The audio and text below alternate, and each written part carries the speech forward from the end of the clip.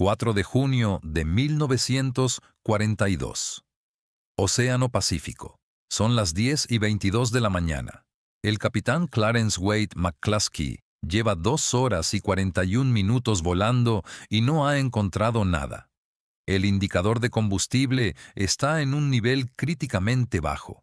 32 bombarderos en picado, dispersos en un cielo despejado sobre un océano vacío. Debajo, agua. Nada más. La flota japonesa, compuesta por 4 portaaviones y considerada la fuerza de ataque más poderosa del Pacífico, había desaparecido de repente. Todos los cálculos que sus navegantes habían hecho antes del despegue, antes del amanecer, lo habían traído hasta aquí, a un vacío azul donde no había ningún objetivo, ningún contacto, ninguna señal.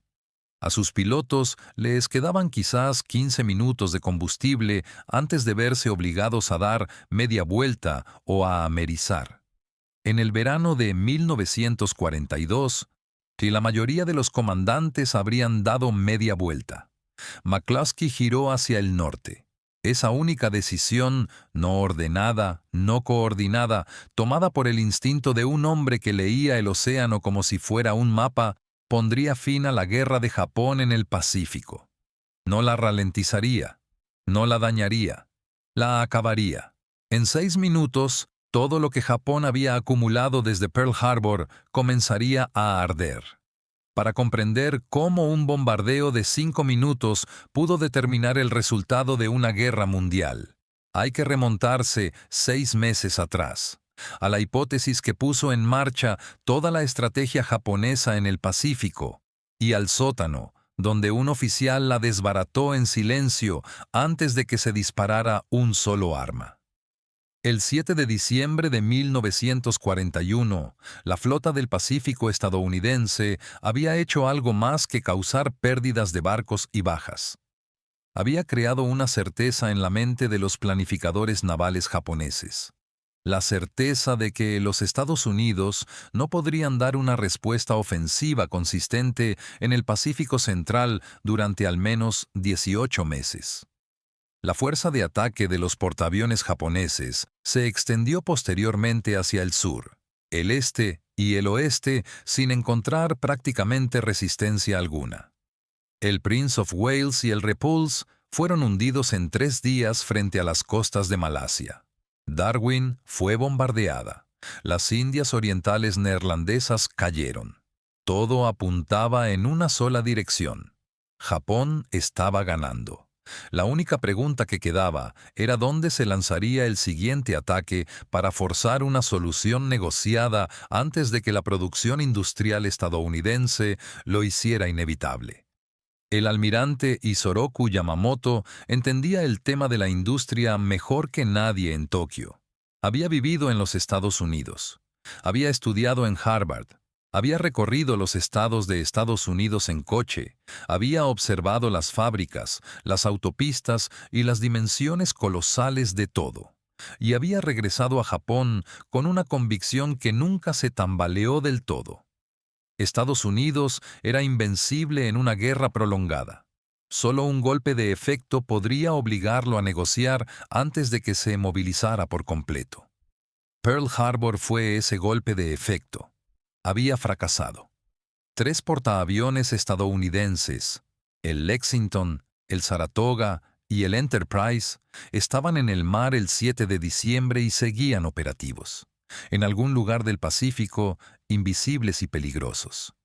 Yamamoto debía encontrarlos y hundirlos antes de que se convirtieran en el núcleo de un contraataque que los recursos menguantes de Japón no podrían soportar. El atolón de Midway era el cebo.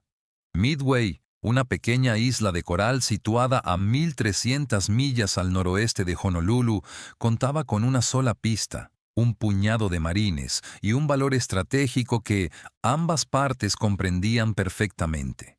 Si Japón se apoderaba de Midway, el cerco defensivo se adentraría lo suficiente en el Pacífico y dificultaría realmente las operaciones de los portaaviones estadounidenses. Y lo que es más importante, según el razonamiento de Yamamoto, Los estadounidenses no podían permitir que Midway cayera. Enviarían sus portaaviones para defenderla.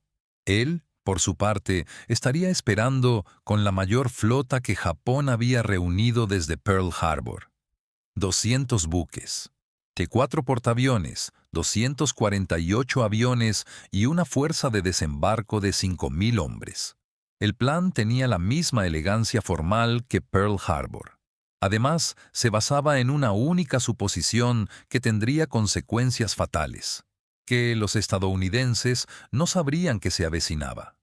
En junio de 1942, Japón lanzó a la guerra la mayor flota naval del mundo, y esa flota quedó destruida antes incluso de salir del puerto.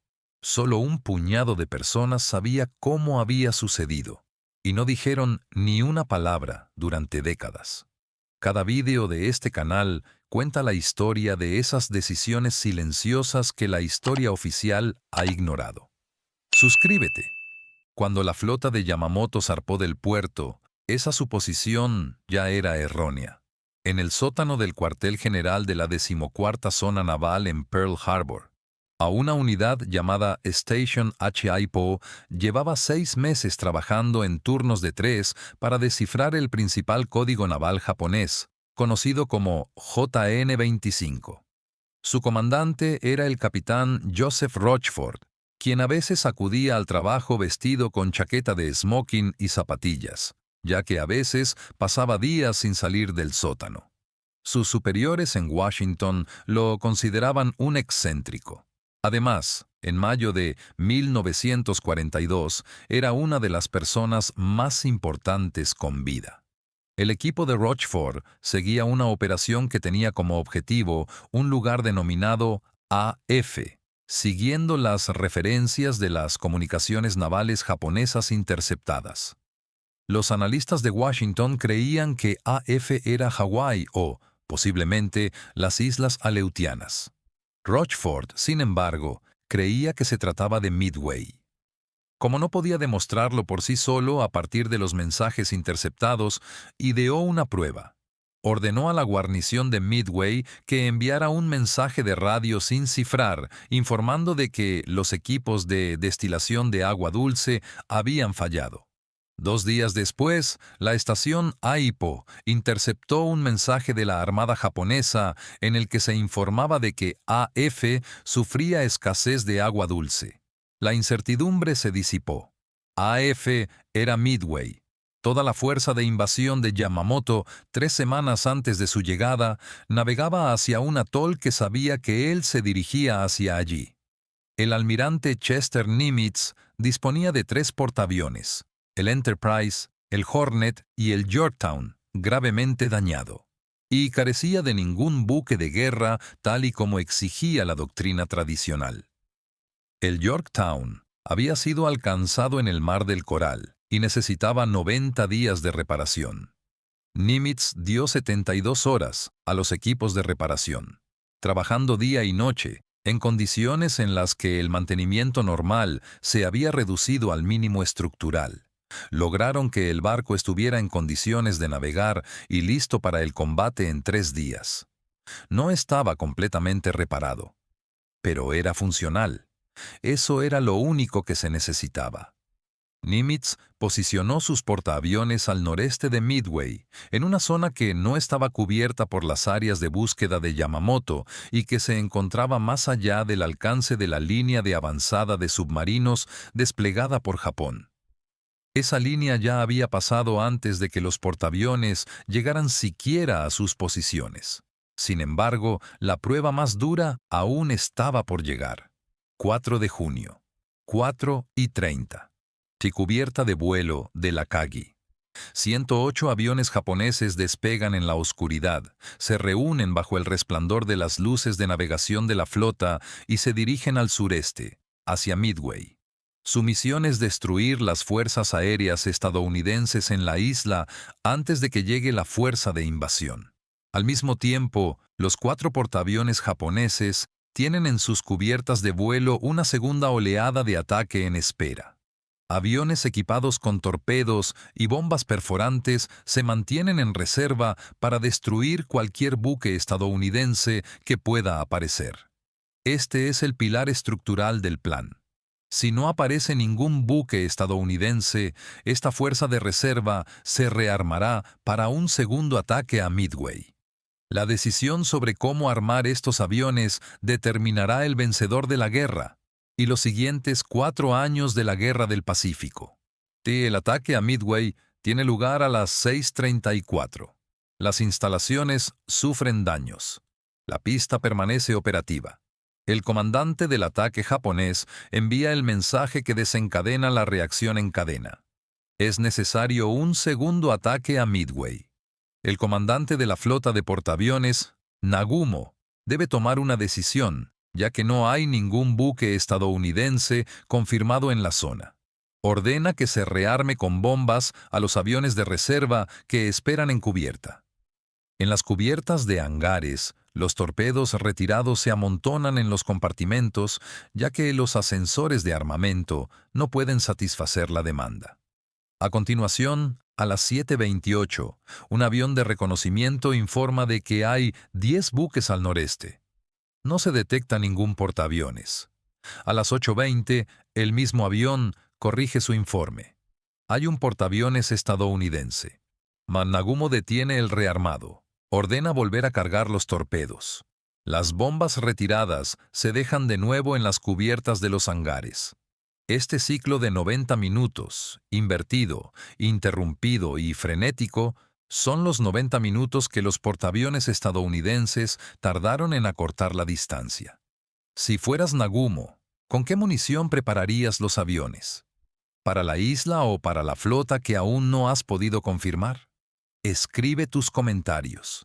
Y esto fue antes del problema que ningún navegante pudo prever. Los bombarderos en picado de McCluskey, procedentes del Enterprise, no habían encontrado nada en sus vectores de interceptación primarios. El combustible estaba ya en una situación crítica. Pensando que, si la flota japonesa había invertido su rumbo para rescatar el ataque a Midway, estaría avanzando hacia el noroeste. Y giró hacia el norte. Voló 35 millas basándose completamente en suposiciones. Entonces, su artillero, sentado en el asiento trasero, divisó una línea blanca sobre el azul, el rastro de un destructor japonés a toda velocidad. En las operaciones de flota, los destructores se dirigen hacia los portaaviones. McCluskey siguió el rastro. Segundos después, todo estaba a punto de cambiar. A las 10:22 los vio. Abajo, 4 portaaviones tenían las cubiertas repletas de aviones rearmados y repostados. Era la mayor fuerza de ataque naval que Japón había reunido.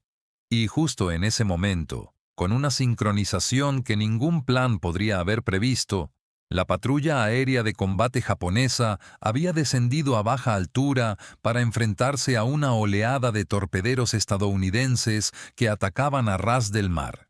Y esos torpederos, los lentos y anticuados TBD Devastator, estaban siendo aniquilados.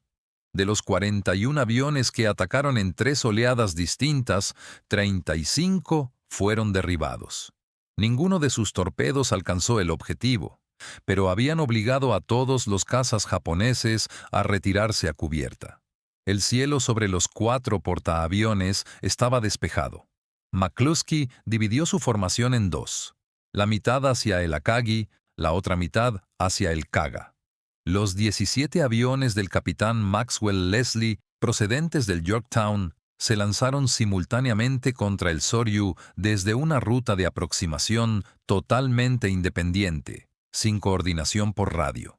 3 grupos de ataque localizaron los 3 portaaviones en el mismo intervalo de 5 minutos. Se habían reunido de forma improvisada y sin coordinación, desde 3 trayectorias independientes sobre el océano vacío a lo largo de 100 millas. La primera bomba impactó en el Akagi a las 10:26. Impactó entre los aviones rearmados de la cubierta de vuelo y explotó junto a los torpedos apilados en los compartimentos. El hangar estalló. La segunda bomba entró en el hangar y explotó entre los aviones repostados que esperaban para despegar. En 90 segundos, el Akagi ardía de proa a popa y su tripulación luchaba contra incendios que no podían controlar. El Kaga recibió 4 bombas en 90 segundos. 811 miembros de su tripulación murieron en los primeros minutos. Las tuberías de combustible de los aviones estallaron. La munición se incendió con continuas explosiones y estas explosiones podían oírse desde otros barcos a kilómetros de distancia. El Soryu recibió 3 bombas en 90 segundos. Su hangar lleno se incendió en una sola reacción en cadena. Se hundió en 20 minutos y se llevó consigo a 711 personas. 3 portaaviones, 5 minutos. Todos los cálculos estratégicos de la Guerra del Pacífico se vinieron abajo en lo que dura una pausa para el café. El cuarto portaaviones, el Hiryu, no había sido blanco de los ataques. Sus aviones localizaron al Yorktown y lo dejaron inmovilizado con 3 bombas y 2 torpedos. La destrucción del Hiryu duró 6 horas. Los bombarderos en picado estadounidenses procedentes del Enterprise lo localizaron a las 17:00. 4 bombas estallaron sucesivamente entre los aviones detectados. Ardió durante toda la noche y se hundió a las 9 de la mañana siguiente. Su capitán y los oficiales superiores prefirieron hundirse con el barco. De 4 portaaviones en 17 horas. Se destruyeron 248 aviones. Murieron 3.057 marineros y pilotos japoneses. En cambio, las bajas estadounidenses fueron un portaaviones, un destructor, 147 aviones y 307 hombres. Lo que Japón perdió en Midway nunca se podría compensar. La construcción de los 4 portaaviones había llevado años.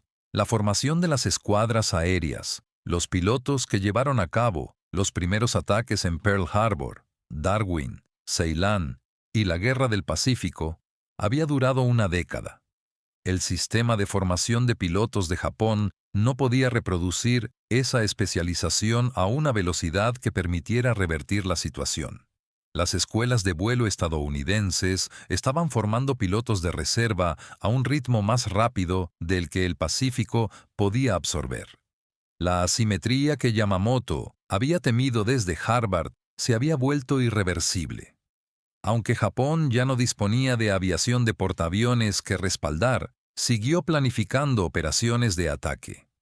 En abril de 1943, los descifradores de códigos estadounidenses interceptaron su ruta de inspección exacta, la unidad de inteligencia que situó a los bombarderos de McCluskey en el punto correcto del océano.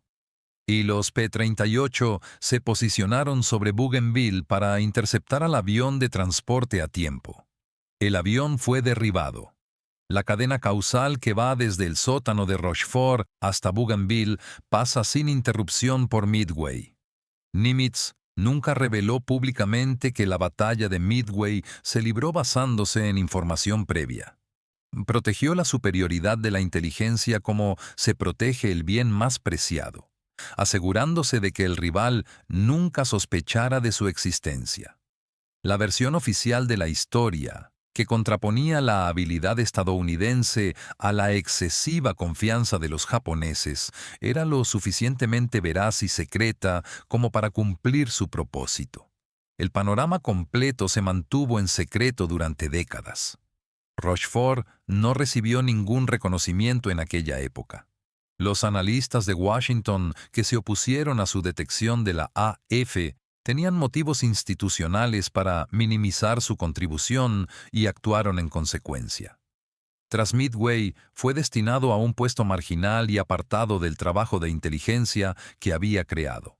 No recibió la medalla al servicio distinguido que le habían propuesto sus superiores hasta 1985, 43 años después de la guerra y un año después de su muerte. En Midway, no fue el poder de fuego estadounidense lo que derribó a Japón. Japón también tenía potencia de fuego. Tampoco fue el valor, Ambos bandos se lanzaron sin pestañear contra las armas del enemigo y la tripulación de los torpederos que se sacrificó para despejar el cielo a favor de los bombarderos en picado de McCluskey nunca supo lo que su sacrificio había hecho posible. Lo que derribó a Japón fue la brecha entre lo que creían saber sobre la información estadounidense y lo que realmente era esa información. Esa brecha entre la seguridad operativa percibida y la exposición real es la vulnerabilidad fundamental en torno a la cual gira toda competencia estratégica moderna. El principio que llevó a la victoria en Midway se nos presenta hoy en día en las operaciones cibernéticas, en la inteligencia de señales y en cada evaluación secreta en la que los analistas debaten sobre cómo percibe el enemigo lo que tú sabes. La asimetría entre ver el panorama con claridad y actuar basándose en suposiciones sobre lo que puede ver el adversario es la misma que la que las potencias modernas compiten por establecer actualmente en los campos de los semiconductores, las redes de satélites y la inteligencia artificial. Yamamoto planeó una batalla contra una flota reactiva. Se encontró con una flota a la espera. Esa diferencia lo era todo en junio de 1942. Y sigue siéndolo hoy en día. McCluskey resultó herido durante el ataque a Lakagi. Llevó su avión de vuelta al Enterprise con la última gota de combustible, aterrizó en cubierta y recibió la Cruz de la Armada. Se retiró con el rango de contraalmirante y falleció en 1976. Rara vez hablaba de aquella mañana en que giró hacia el norte. Ese regreso, sin recibir órdenes, sobre un océano desierto, con solo 15 minutos de combustible, es quizás la decisión de navegación más importante en la historia de la aviación naval. Además, apenas aparece en los registros oficiales. En el informe posterior al incidente, se indica que se localizaron los portaaviones y se les atacó. Sin embargo, este informe no refleja plenamente el precio que pagó un hombre que decidió continuar la búsqueda cuando todos los indicadores apuntaban a dar media vuelta. ¿Habría tenido el mismo resultado la batalla de Midway sin la información de Rochefort? ¿O habría sido la capacidad industrial estadounidense la que determinara el resultado de esta batalla en cualquier caso? Deja tu comentario. Y si quieres leer la próxima historia que la historia se ha olvidado de contar, suscríbete.